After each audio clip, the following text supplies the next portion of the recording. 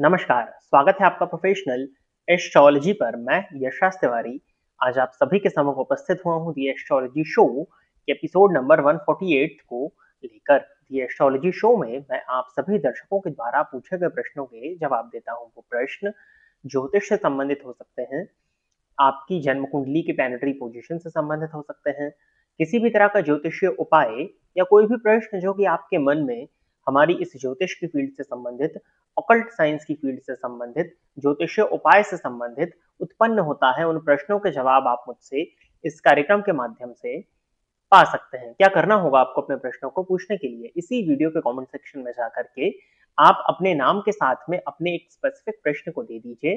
फिर जैसे ही दी astrology show के अन्य एपिसोड्स आते हैं, उन एपिसोड्स में मैं आप सभी दर्शकों के द्वारा पूछे गए प्रश्नों के जवाब को लेकर के उपस्थित हो जाऊंगा। यदि आप इस कार्यक्रम को देखते हैं और इस कार्यक्रम के माध्यम से आपका कुछ भी लाभ होता है तो आप इस वीडियो को लाइक करें, साथ ही साथ इस चैनल को सब्सक्राइब करें ताकि इन फ्यूचर जो भी कंटेंट मेरे द्वारा इस चैनल पर अपलोड किया जाता है उसका नोटिफिकेशन आपको मिलता रहे। यदि इस कार्यक्रम के माध्यम से आपका कुछ भी लाभ होता है तो आप इस वीडियो को ज्यादा से ज्यादा लोगों के साथ में शेयर करें ताकि और भी लोगों का लाभ और उसका माध्यम आप सभी दर्शक बने। यदि आप अपने आने वाले वर्ष 2026 के विषय में वार्षिक राशिफल के बारे में जानना चाहते हैं तो इस चैनल को सब्सक्राइब कर लीजिए। बहुत ही जल्द आप सभी के सम्मुख वार्षिक राशिफल का वीडियो आने वाला है। अब हम बिना विलंब किए अपने आज के इस कार्यक्रम की शुरुआत करते हैं और आज के इस कार्यक्रम का जो पहला प्रश्न है यह है ओम प्रकाश पटी। इन्होंने लिखा है 8th हाउस में सन वीनस मून है, क्या रिजल्ट होगा? टॉरस लग्न है। वृषभ लग्न की कुंडली के अष्टम भाव में सूर्य, शुक्र और चंद्रमा आप बता रहे हो, तो वृषभ लग्न की कुंडली के अष्टम भाव में यदि हम देखते हैं तो धनु राशि आएगी, है ना। 7वें में वृश्चिक आएगी तो 8वें में धनु राशि आएगी। ठीक है, वहां पर सूर्य, शुक्र और चंद्रमा बैठे हैं जाकर के। सबसे पहले तो देखिए, सूर्य और चंद्रमा की युति हो गई है जन्म कुंडली के अष्टम भाव में। अब सूर्य और चंद्रमा की युति का होना यानी कि आपका जो जन्म है वो अमावस्या का है। अब अमावस्या के दिन जन्म हो जाने के चलते कहीं ना कहीं आपके जीवन काल में मानसिक अशांति की परेशानी बनी रहने वाली है। मानसिक अशांति, मानसिक तनाव, मेंटल स्ट्रेस, एंजाइटी, ये सब चीजें आपको होंगी। चतुर्थ भाव के स्वामी बनते हैं सूर्य और चतुर्थ भाव भी आपकी मानसिक स्थिति को प्रदर्शित करता है, आपके सुख को प्रदर्शित करता है। तो कहीं ना कहीं जातक के जीवन काल में सुख को लेकर के परेशानियां, सुखों को लेकर के परेशानियां और मानसिक रूप से अशांत होना, मानसिक रूप से बेचैन होना या मानसिक रूप से परेशान होना या सुख की कमी, संतुष्टि की कमी, असंतुष्टि पूर्ण जीवन व्यतीत करने पर बाध्य कर देती है जब इस तरह की पोजीशन बनती है। तो और आपके लग्नेश भी जाकर के अष्टम भाव में बैठे हैं। अब लग्नपति का जाकर के अष्टम भाव में जाना अवयोग होता है, ये जातक को उसके जीवन काल में जीविकोपार्जन में संघर्ष कराता है। अब यदि ये शुक्र आपके अस्त हैं तब तो कहीं ना कहीं स्वास्थ्य से संबंधित परेशानियां भी आएंगी। हेल्थ इश्यूज हो सकते हैं, शुगर की परेशानियां आपको हो सकती है, किडनी से संबंधित परेशानियां हो सकती है, मूत्राशय संबंधित परेशानियां हो सकती हैं। शुक्र चंद्रमा की युति अष्टम भाव में होने के चलते कई बार भावनात्मक कष्ट भी देखने में आता है जिसको आप पसंद करते हैं, या भावनात्मक दृष्टिकोण से देखा जाए तो इस कॉम्बिनेशन को अच्छा नहीं माना जाता। इमोशनल प्रॉब्लम्स जातक के साथ में निरंतरता के साथ में होती रहती हैं, तो इस कॉम्बिनेशन को बिल्कुल भी अच्छा नहीं माना जाएगा। लेकिन यदि आप ज्योतिष के क्षेत्र से जुड़े हुए हैं, यदि आप स्पिरिचुअलिटी के मार्ग पर चलते हैं, मंत्र जाप इत्यादि में यदि आपकी रुचि है, आप किसी भी तरह के ऑकल्ट साइंस में जुड़े हुए हैं, ज्योतिष में, टैरो में, न्यूमरोलॉजी इत्यादि में यदि आप जुड़े हुए हैं, तो कहीं ना कहीं इसका आपको कुछ हद तक फायदा जरूर मिलेगा। लेकिन उसमें भी आपके मन में भ्रम, संशय, कंफ्यूजन की स्थिति बनी रहेगी।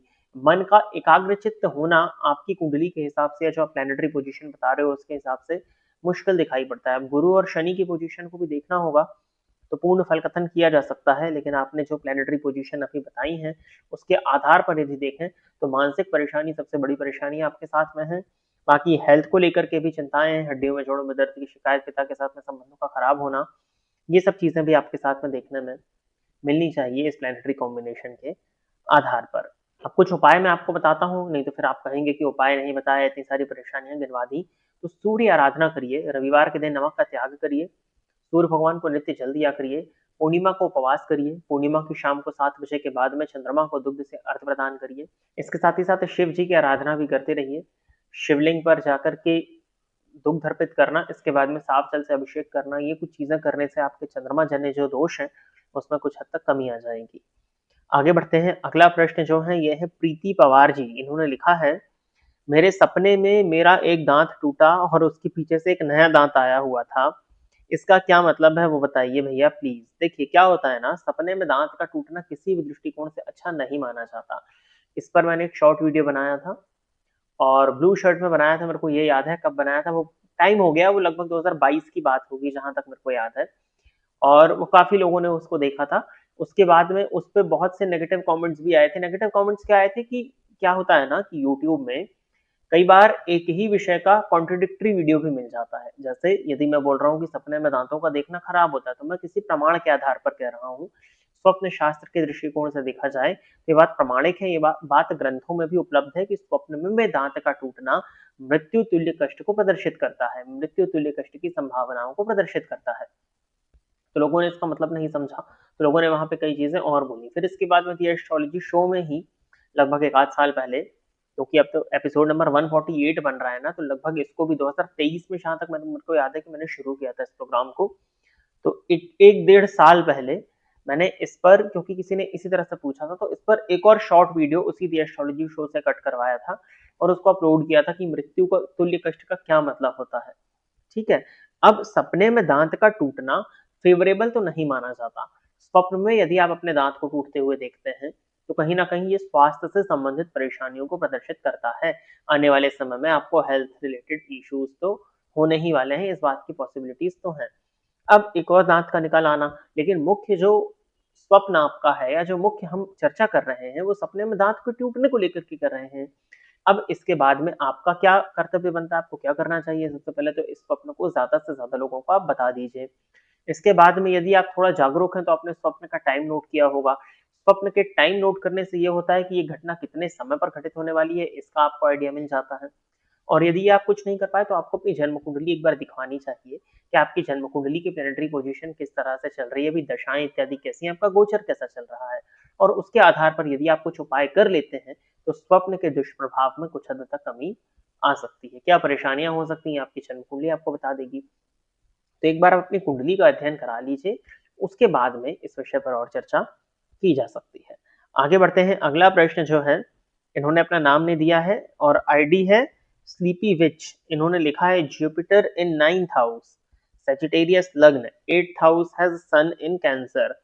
धनु लग्न की जन्म कुंडली है, अष्टम भाव में सूर्य बैठे हैं कर्क राशि में और भाग्य भाव में देवगुरु बृहस्पति बैठे हैं। देखिए धनु लग्न की कुंडली में लग्नपति गुरु का जाकर के नवम भाव में बैठकर के लग्न को देखना इसको अत्यंत श्रेष्ठ माना जाएगा।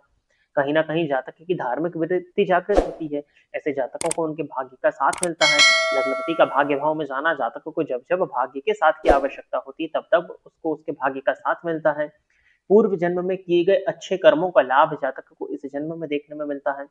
इस जन्म में भी जातक धार्मिक होता है, उसकी धार्मिक वृत्ति जागृत होती है। पूजा पाठ में, रिलीजियस एक्टिविटीज में उसका मन लगता है, रिलीजियस गैदरिंग में जाकर के वो शामिल होता है। धार्मिक यात्राएं करना, धर्म युक्त आचरण करना कहीं ना कहीं जातक के व्यक्तित्व का हिस्सा होते हैं। गुरु की दृष्टि लग्न पर होती है तो जातक को उसके जीवन काल में धन, मान और सम्मान तीनों की ही प्राप्ति हो जाती है।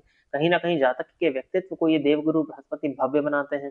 गुरु की दृष्टि तृतीय भाव पर होने के चलते जातक की जो संवाद शक्ति है वो बहुत अच्छी होती है। जातक यदि किसी चीज को बोलता है तो लोग उसको ध्यान से सुनते हैं। उसके द्वारा कही गई बातों को काटना लोगों के लिए आसान नहीं होता। उसकी जो भी बातें होती हैं वो बहुत ही ज्यादा तार्किक होती हैं और बहुत ज्यादा सोची समझी हुई होती हैं, बहुत ज्यादा रिसर्च्ड बातें वो करता है। फिजूल की बातों को वो नहीं करता है। उसकी संवाद शैली से लोग प्रभावित होते हैं। उसके बात करने के दृष्टिकोण से लोग आकर्षित होते हैं और लोग उसके साथ में जुड़ना चाहते हैं। ऐसे लोगों के संबंध भी समाज में अच्छे होते हैं।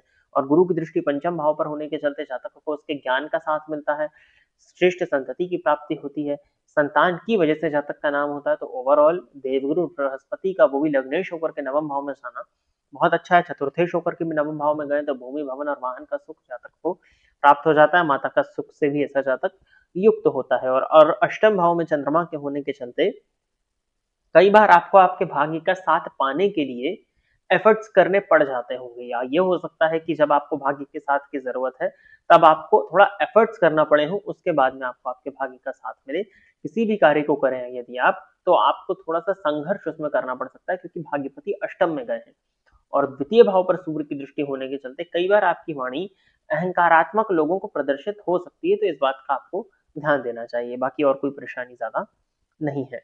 अगला प्रश्न जो है ये है अनुभव जी, इन्होंने लिखा है कि सर आदित्य हृदय स्तोत्र को ज़रूरी है कि संस्कृत में ही पाठ करना होगा, हिंदी में नहीं कर सकते हैं? देखिए, यदि आपसे संस्कृत नहीं आती है, तो आप हिंदी में बिल्कुल पाठ कर सकते हैं। यदि मैं आपसे बोलता हूँ कि नहीं संस्कृत में नहीं कर सकते हैं, यदि मैं आपसे बोलता हूँ कि नहीं संस्कृत में ही करना होगा, हिंदी में नहीं कर सकते हैं, तो फिर आप करेंगे ही नहीं। लेकिन यदि मैं आपसे बोलता हूँ कि आप हिंदी में कर सकते हैं, तो आप एटलीस्ट उसको करेंगे तो, और जब आप हिंदी के पाठ को निरंतरता के साथ में 4 महीने, 6 महीने, 8 महीने, साल भर करेंगे, तो आप उसके ऊपर उसका संस्कृत वर्जन देखेंगे ही। आप संस्कृत वर्जन का ही हिंदी ट्रांसलेशन पढ़ेंगे, तो एक समय ऐसा आएगा कि कंटिन्यू उसको देखते-देखते और हिंदी में पढ़ते-पढ़ते आपको संस्कृत का पढ़ते आने लग जाएगा। पहली चीज़ तो ये है, ये प्रैक्टिकल चीज़ है, ये सबके साथ होती है, ये आज़माई हुई चीज़ है। ठीक है, दूसरी चीज़ ये है कि देखिए हाँ, ये बात भी सत्य है कि देव भाषा तो संस्कृत ही है, और कोई भी स्तोत्र यदि वो संस्कृत में है तो उसका संस्कृत में पाठ करना ज़्यादा उचित होता है। परंतु देवता जो हैं वो भाव के भूखे हैं, वो कहीं आपकी भाषा पर या किसी और चीज़ों पर विचार नहीं करते हैं। तो एटलीस्ट आप एक समय निकाल कर के यदि भगवान सूर्य की आराधना कर रहे हैं, आदित्य हृदय स्तोत्र का पाठ कर रहे हैं, तो आप भले ही संस्कृत में ना करके हिंदी में कर रहे हों, लेकिन आपकी जो भावना है वो उनके प्रति एक अच्छी भावना है। कहीं न कहीं आप समर्पण कर रहे हैं, आप उनकी भक्ति में लग रहे हैं। तो इससे ही आपको आदित्य हृदय स्तोत्र का जो फल है वो प्राप्त हो जाएगा, और किसी भी तरह की गलती ना हो, जो अशुद्धि होती है, अशुद्धि का दोष आपको ना लगे, इसलिए आप हिंदी में ही उसका पाठ करिए। हिंदी में पाठ करना भी कहीं कोई बुराई नहीं है, हिंदी में पाठ करने से भी आपको आदित्य हृदय स्तोत्र का संपूर्ण फल प्राप्त हो जाएगा। परंतु कोशिश करिएगा कि समय के साथ-साथ आप संस्कृत के पाठ की भी प्रैक्टिस करें, तो एक टाइम के बाद में आपको संस्कृत में पाठ करते बनने लगेगा। आगे बढ़ते हैं, अगला प्रश्न जो है ये है ऋतिक कुमार राय, इन्होंने लिखा है कि अगर किसी इंसान की तबीयत अचानक बिगड़ती है और उस इंसान के पास उसकी जन्म कुंडली नहीं है, तो इस स्थिति में कैसे पता करेंगे वो कि वो कितने दिन बाद ठीक होगा? वो इंसान किस प्लैनेट की वजह से उसका ऐसा प्रॉब्लम हुआ है? प्रश्न कुंडली के अलावा कैसे पता करें, जैसे कि शनि चेस्ट पे बैठे हैं या पैर पे हैं, ये सब की जानकारी कैसे मिलेगी? देखिए, शनि चेस्ट पे बैठे या पैर पे हैं, ये साढ़े साती का फंडा होता है कि जब आपकी जन्म राशि से शनि 12वें भाव में संचरण करते हैं तो कहते हैं सर पर शनि है।